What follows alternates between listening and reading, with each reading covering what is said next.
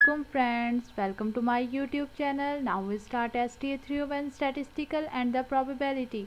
इससे पहले कि मैं नेक्स्ट प्रोड्यूस करूं, अगर आप लोगों ने मेरे चैनल को सब्सक्राइब नहीं किया है तो please subscribe my channel.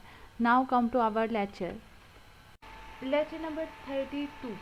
In this lecture we will discuss the topic sampling distribution of the p-head and the sampling distribution of x1 bar minus x2 bar. First we see the example.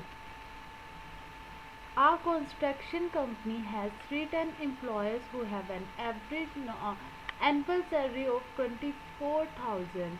यानी एक construction company है जिसमें 310 employees हैं और उसकी average annual salary है वो 24,000 है और स्टैंडर्ड डेरिवेशन 5,000 है.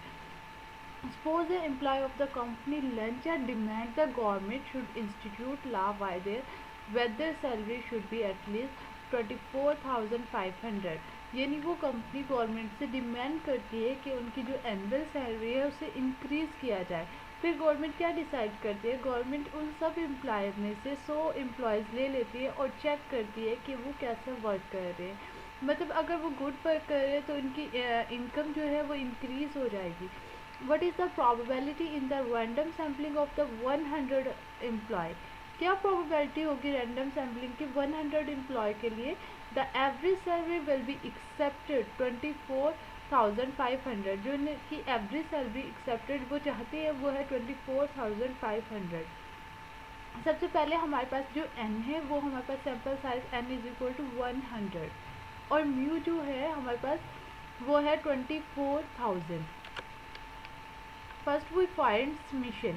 पहले हम समीशन फाइंड करते हैं. समीशन का हमारे पास फार्मूला है summation over N under root N minus small N over N capital N minus 1. जो हमारे पास कैपिटल एन है वो टोटल एम्प्लॉय है यानी 310 और हमारे पास स्मॉल एन है वो हमारे पास है 100.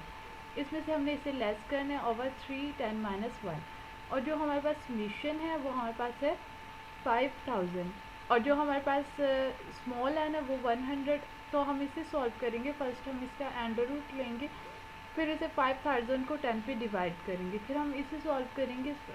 पहले इसमें से 100 को लेस करेंगे, फिर हम इसे डिवाइड करके इसका अंडर रूट लेंगे और इसे सॉल्व करेंगे. तो हमारे पास आंसर आएगा 412.20. नेक्स्ट देखते हैं z को हम कैसे फाइंड करते हैं. z is equal to x bar minus mu x bar. यानी जो z है एक्स बार में से म्यू एक्स बार को माइनस करना है ओवर समेशन एक्स बार. अब हम चेक करते हैं हमारे म्यू एक्स बार है 24,000 और जो हमारे पास समेशन है वो हमारे पास है 412.20. तो ये हमारे पास समेशन है एक्स बार में से हमने इसे माइनस करना है. एक्स बार हमारे पास कितनी है यानी एक्सेप्टेड वैल्यू वो हम कितनी चाहते हैं 24,500. हमने उसमें से इसे लेस किया और इस पर डिवाइड कर देंगे तो ये 1.21 आ जाएगा. अब हम इसे ग्राफिकली तौर पे देख लेते हैं. यानी जो हमारे पास इसका मीन है वो ये है और जो वो एक्सेप्टेड वैल्यू चाहते हैं वो ये है और हमारे पास जो z है जो हमने फाइंड किया वो 1.21 है. अब हम z की वैल्यू फाइंड करने के लिए हमारे पास एक टेबल होता है, हम उसमें z की वैल्यू चेक करते हैं. यानी 1.2 को 0.01 में चेक करेंगे हम. z की 1.2 इसे चेक किस में करना है 0.01 में. ये देखें ये हमारे पास आएगी 0.3869. ये टेबल आपके लेक्चर नंबर 30 में है, आप वहाँ से चेक कर लीजिएगा. यानी ये 3869 हमारी इसकी वैल्यू आ गई. ये देखिए 0.3869 हमने यहाँ पे राइट कर दिया z की वैल्यू. नेक्स्ट हमने क्या किया कि x बार ग्रेटर देन 24,500 यानी x z is equal to greater than 1.21. 1.21 की हमने जो पहले फाइंड की थी हम वो राइट कर देंगे यहाँ. 0.5 minus probability of z less than 1.21 यानी हमने जो z की वैल्यू यहाँ से फाइंड किया वो हमारे पास है माइनस 0.3869. तो ये हमारे इक्वल आ जाएगा 0.1131 के. ये देखिए ये हमारे पास z की वैल्यू है और बाकी जो रिमेनिंग वैल्यू है वो हमने इस शेडेड एरिया में डाल दी है. नेक्स्ट है हमारे पास sampling distribution of the sample proportion. Sampling distribution sample proportion की हमारे पास p है, p is equal to x over n और p हेड जो होता है वो भी हमारे पास x ओवर n होते हैं। नेक्स्ट एग्जाम्पल देखते हैं। आ पॉपुलेशन कंसिस्ट ऑफ 6 वैल्यूज़। एक पॉपुलेशन कंसिस्ट करती है 6 वैल्यूज़ पे 1, 3, 6, 8, 9, 12। Draw all possible sample size n is equal to 3। उसके तमाम पॉसिबल सैम्पल साइज ड्रॉ करें जबकि n इज इक्वल टू 3 है without replacement. Form the population and find the proportion of the even number in each sample. और हमने क्या find करना है, हर सैंपल से इवन नंबर हमने फाइंड करना है। कॉन्स्टेंट द सैम्पलिंग डिस्ट्रीब्यूशन और सैंपल प्रोपोर्शन एंड वेरीफाई, और इसे हमने वेरीफाई करवाना है। फर्स्ट ऑफ ऑल हमारे पास टोटल जो है, हमारे पास जो n है वो इज इक्वल टू 3, वो हमें गिवन है। और टोटल सैंपल साइज कितने हैं, 1 2 3 4 5 6 है, तो 6/3 ये हम कैलकुलेटर से कैलकुलेट करेंगे तो ये हमारे पास इज इक्वल टू 20 होगा। नेक्स्ट हमने इसके सैंपल डिफाइन कर लेने। सैंपल हम कैसे डिफाइन करते हैं, हमारे पास टोटल पॉपुलेशन कितनी है, हमारे पास ये 20 सैंपल बनेंगे। 20 हमने यहाँ पे सैंपल नंबर राइट कर लिया और हमारे पास जो फर्स्ट वाला डेटा था 1 3 6 यानी हमारे पास 6 नंबर थे और हमने n is equal to small n था, वो हमारे पास 3 था। अब हमने 3 का एक सेट लेने, आपके पास वो 6 नंबर है, आप उनको डिफरेंट टाइप से राइट कर सकते हैं, जैसे 1 3 6 1 3 8 आपने इन्हें 20 टाइम राइट करना है। आप जिस तरह सूटेबल हो आप इसे यहाँ पे सैंपल डेटा में राइट कर सकते हैं। अब उनकी प्रोबेबिलिटी क्या थी कि इवन नंबर कितनी टाइम है। अब ये इनकी तादाद के 1 2 3, अब इसमें इवन नंबर 6 है, 1 टाइम है 1/3। अब यहाँ पे भी 1 टाइम है 1/3। यहाँ पे इवन नंबर नहीं है तो यहाँ पे 0 और यहाँ पे चेक करें 12, 1 टाइम है 1/3। इस तरह से आपने ये। नेक्स्ट देखिए हमारे पास है sampling distribution of P head. P head हमने कहाँ से राइट किया है, ये हमारे पास 0 1/3 और 2/3 1। अभी हम चेक करते हैं, ये हमने जो ऊपर टेबल बनाया था ये देखिए, ये जो हमने इसकी प्रोपोर्शन राइट की थी ये 1/3 1/3 2/3 0 और 1, यही चीज़ें रिपीटेड हो रहे हैं इसलिए हमने पी हेड को ले लिया 0 1/3 2/3 और 1। अब हमने चेक करना है कि 1/3 कितने टाइम है, तो हम यहाँ से काउंट करेंगे कि 1/3 हमारा यहाँ पे कितने टाइम है, फिर हम वो वहाँ पे राइट कर देंगे। ये देखिए ये हमारे पास नंबर ऑफ द सैम्पल, ये देखिए यहाँ पे हमने राइट किया नंबर ऑफ द सैम्पल। जो 0 था वो हमारे पास 1 टाइम था इसलिए हमने यहाँ पे 1 राइट किया, और 1/3 हमारे पास 9 टाइम है, 2/3 भी हमारे पास 9 टाइम है और ये भी हमारे पास 1 टाइम है। हमने इसे काउंट किया तो ये टोटल हुए 20। अब हमने probability F of P head find करनी है। ये हम कैसे फाइंड करते हैं, नंबर ऑफ सैम्पल को टोटल प्रोबेबिलिटी पे डिवाइड कर देंगे 1/20 9/20 और हम इन्हें जब काउंट करेंगे तो ये हमारे 1 के इक्वल होंगे। अब हमने पी हेड और एफ ऑफ पी यानी जो हमारे पास पी है और इससे एफ ऑफ पी इन दोनों को हमने मल्टीप्लाई करना है तो ये हमारे पास फोर्थ वाला कॉलम आ जाएगा। नेक्स्ट हमने क्या करना है, पी हेड को पी स्क्वायर और एफ ऑफ पी यानी पहले इसका स्क्वायर लेना है और फिर इसे हमने इस वाले कॉलम से मल्टीप्लाई करना है थर्ड वाले से। अब यहाँ पे 1/3 का हम स्क्वायर लेंगे और फिर हम इसे इस वाले कॉलम से मल्टीप्लाई कर देंगे तो ये हमारे पास फिफ्थ वाला कॉलम आ जाएगा। नेक्स्ट देखिए ये हमारे पास म्यू ऑफ पी हेड, ये इक्वल है summation P head F P head यानी ये हमने अभी फाइंड किया, ये हमारे पास 10/20 ये इक्वल आ जाएगा 0.5 के। नेक्स्ट है हमारे पास समेशन पी हेड का स्क्वायर, ये हमारा इक्वल होता है summation P square F P head, ये इसकी इक्वल होता है, इसमें से हमने माइनस करना होता है summation P head F of P whole का स्क्वायर यानी ये जो हमारे पास वैल्यू आ गई फर्स्ट वाली हमने ये राइट की, सेकंड इस वैल्यू का हम स्क्वायर लेंगे तो इसे हम जब सॉल्व करेंगे ये 1/20 आ जाएगा जो इक्वल होगा 0.05 के। To verify the given relation, अब हमने इस रिलेशन को वेरीफाई करना है, वही calculate the appropriate population P. P is equal to X over N, जो हमारे पास x था वो हमारे पास 3 था और n है टोटल पॉपुलेशन वो 6 है, ये हमारे पास आ जाएगा 0.5। Mu is equal to P head, mu P head जो हमने अभी फाइंड किया है जो हमारे पास है 0.5, ये देखिए ये हमारे पास इक्वल है 0.5 के और ये इक्वल है p के। अब हमने P Q over N dot N minus small N N capital N minus 1। अब हमारे पास p तो फाइंड है, अब हमें q फाइंड करना है, कैसे करेंगे 1 माइनस पी यानी 1 में से p को माइनस कर देंगे, 1 माइनस 0.5 तो ये हमारे पास 0.5 आएगा। जब हम 0.5 और 0.5 को मल्टीप्लाई करेंगे तो 0.25, यहाँ पे capital N 6 minus 3 over 6 minus 1। जब हम इसे सॉल्व करेंगे तो ये हमारे पास 0.05 आ जाएगा, यानी कि हमारे पास वैरिएंस आ गया। नेक्स्ट हमारे पास था समेशन पी हेड, ये वाला हमने फार्मूला अप्लाई किया, यानी समेशन स्क्वायर हमारा इसकी इक्वल आ गया। Properties of the sampling distribution P head, अब हम इसकी प्रॉपर्टीज़ देख लेते हैं। हमारे पास इसकी फर्स्ट प्रॉपर्टी है म्यू पी हेड इक्वल होना चाहिए पी के, फर्स्ट प्रॉपर्टी ये है। हमारे पास सेकंड प्रॉपर्टी है इसकी समेशन पी हेड इक्वल हो P Q over N. P Q over N तब होगा जब हमारे पास विद रिप्लेसमेंट हो। अगर हमारे पास विदाउट रिप्लेसमेंट हो तो पी क्यू एन के साथ हम मल्टीप्लाई कर देते हैं N minus small N minus capital N minus 1 को। और थर्ड प्रॉपर्टी है इसकी हमारे पास the sampling distribution P hat is a binomial distribution, यानी जो सैम्पलिंग डिस्ट्रीब्यूशन पी हेड है उसे बाइनोमियल डिस्ट्रीब्यूशन बोलते हैं। whoever the sufficient larger and sample size then the sampling distribution approximate normal is equal to n approaches to undefined, यानी जो हमारे पास line है ये n अप्रोच कर रही है अनडिफाइंड, इस पे हमने इसका कर्व डिफाइन कर दिया, यानी शेप ऑफ द डिस्ट्रीब्यूशन। ये इसकी थर्ड प्रॉपर्टी में आ जाता है। नेक्स्ट एग्जांपल देखिए, 10% of 1 kilometre box of the sugar in the large warehouse were underweight. 10% of 1 kilometre box, यानी 1 किलोग्राम के बॉक्स में हमारे पास है 10% शुगर है। तो suppose the retailer buy are random sampling 144 box, यानी जो रिटेलर है वो बेचना चाहता है 144 box. What is the probability at least 5% of the sample box, 5% sample box की क्या प्रोबेबिलिटी होगी विल बी अंडर वेट। सबसे पहले हमारे पास जो स्मॉल एन है वो हमारे पास 144 के इक्वल है।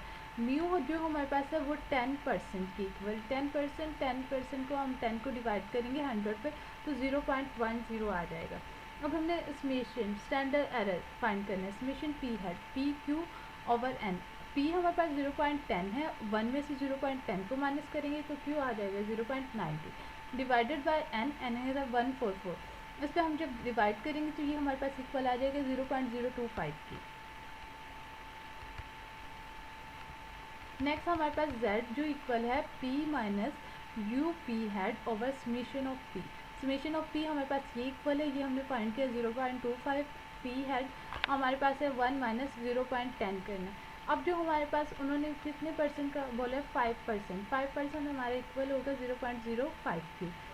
अब हमारे पास जो पी हेड है वो ग्रेटर देन है 0.05 से, और पी हेड किसकी इक्वल होता है एक्स ओवर एन के। अब हमने कहा है कि जो हम कंटिन्यूस करेक्शन कर रहे हैं प्लस माइनस 1/2n ले लेते हैं हम इसकी जगह। हमने कहा पी ग्रेटर देन है 0.05 माइनस 1/2n, एन की वैल्यू 144 है। जब हमने इसे मल्टीप्लाई किया और इसे सॉल्व किया तो हमारे पास इसका आंसर आ जाता है 1/288। अब हमने क्या करना है, हमने जो ऊपर वैल्यू फाइंड की है उसमें हमने इसे पुट कर देना है। पी हेड माइनस 0.10 ओवर 0.25, ये हमारी ऊपर वाली वैल्यू है जो हमने पहले कैलकुलेट की, ग्रेटर देन इक्वल। हमने इसमें पी की वैल्यू फाइंड करनी है, ये वाली वैल्यू हमने ये वाली वैल्यू यहाँ पे पुट की, माइनस 0.110 ओवर 0.025 आ गया। जब हमने इसे सॉल्व करेंगे और फिर माइनस करेंगे तो लास्ट में हमारे पास जो वैल्यू आएगी वो होगी माइनस 2.14। अब हमने z की वैल्यू फाइंड करनी है, यानी 2.1 में 4 को चेक करना है, तो हमारे पास क्या वैल्यू होगी हम टेबल में चेक कर लेते हैं।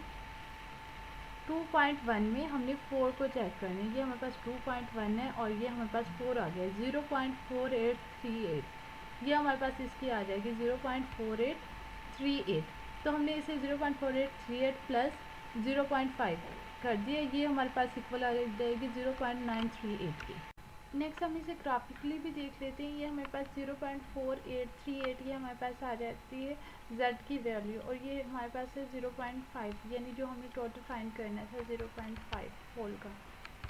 नेक्स्ट देखिए हमारे पास है sampling distribution differences between mean and mu, यानी इसमें हम डिफरेंस लेंगे बिटवीन द मीन्स, यानी 2 मीन्स के दरमियान डिस्टेंस लेंगे μ1 μ2, तो हम इसका डिफरेंस लेंगे x1 माइनस x2 इस तरह से।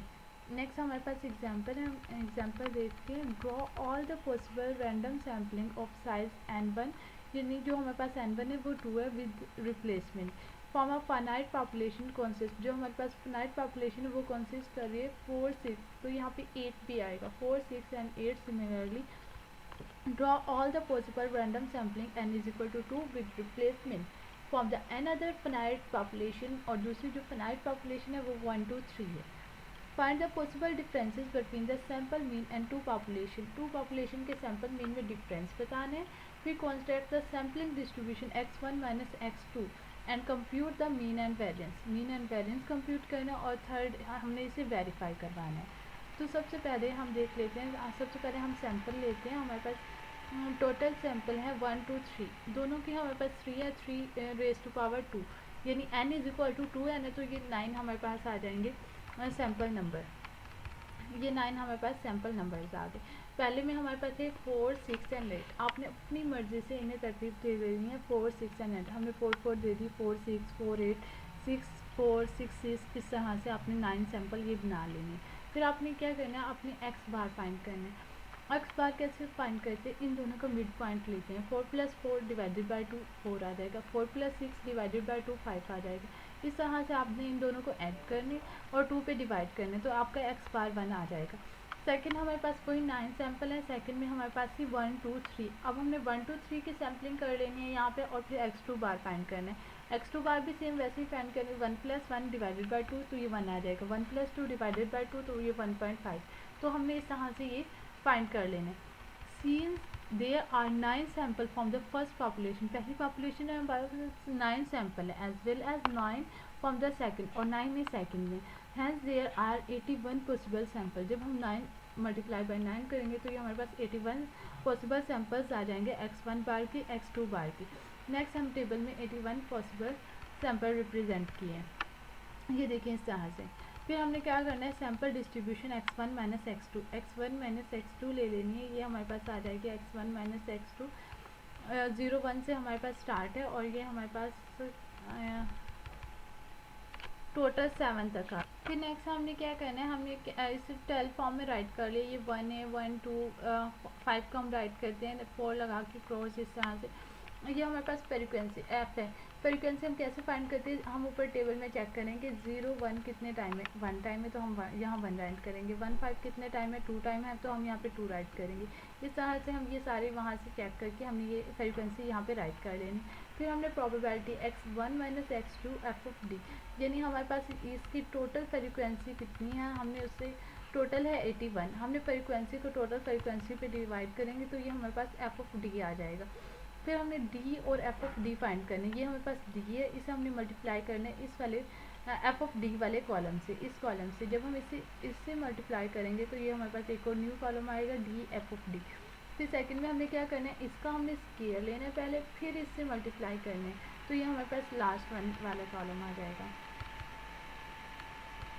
ये नेक्स्ट देखें, हमारे पास है x1 minus x2 bar F of x, यानी ये जो हमने फर्स्ट कैलकुलेट किया था हमने ये राइट कर देनी है यहाँ पे 3 2 4 डिवाइडेड बाय 81, तो ये हमारे पास 4 आ जाएगा। फिर हमने समेशन फाइंड करना है, तो उसके लिए हम क्या करेंगे, ये वाली वैल्यू माइनस इस वाली वैल्यू का स्केयर, ये देखें ये माइनस इसका स्केयर, तो हम इसे सॉल्व करेंगे 1.67 आ जाएगा ये हमारे पास इसका आंसर।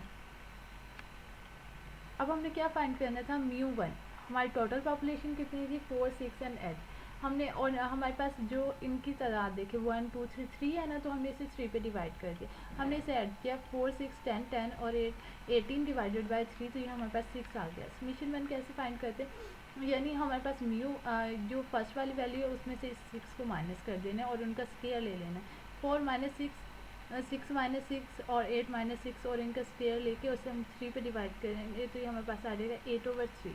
फिर समेशन 1 और समेशन 2 इसी तरह फाइंड कर लेना है। समेशन 1 हमारे पास है 8/3 और ये हमारे पास है n है 1/2 प्लस, अब हमने समेशन 2 यानी 1 2 वाला भी सेम ऐसे ही फाइंड करना है, तो वो हमारे पास 2/3 आ जाएगा, तो हमने इसे मल्टीप्लाई कर देना, फिर इन दोनों को ऐड कर लेना, तो ये हमारे पास 5/3 आ जाएगा, ये 1.67 आ जाएगा। Mean and variance of the second population, ये हमने फर्स्ट पॉपुलेशन का फाइंड किया, अब सेकंड का भी हमने सेम ऐसे ही जैसे हमने फर्स्ट का फाइंड किया ना, ऐसे ही सेकंड का फाइंड करना। इसके हर फैक्टर में से सेकंड वाले फैक्टर को माइनस करना, स्क्वायर लेना और उसकी टोटल पॉपुलेशन पे डिवाइड कर देना। और फिर हमने समेशन 1 समेशन 2 जैसे हमने ऊपर फाइंड किया वैसे ही सेम इसमें फाइंड करना है। नेक्स्ट हमारे पास है properties of the sampling distribution x1 minus x2। इन दोनों की हमने प्रॉपर्टीज़ लेनी है। Mu x1 minus x2 equal होगा म्यू 1 माइनस म्यू 2 के, और summation x1 minus x2 equal होगा summation 1 square over n plus summation 2 square over n। ये इसके हमारे पास प्रॉपर्टीज़ आ गई। नेक्स्ट हमारे पास थर्ड प्रॉपर्टी जो है वो z है। z is equal to x1 minus x2 minus mu 1 minus mu 2 over summation 1 का square over n1 plus summation 2 का स्क्वायर ओवर n2। इस तरह से हमने ये तीनों प्रॉपर्टीज़ की राइट कर लेनी। Now lecture is finish. अगर आपको कोई भी क्वेश्चन हो तो आप कमेंट में पूछ सकते हैं। Thank you for watching.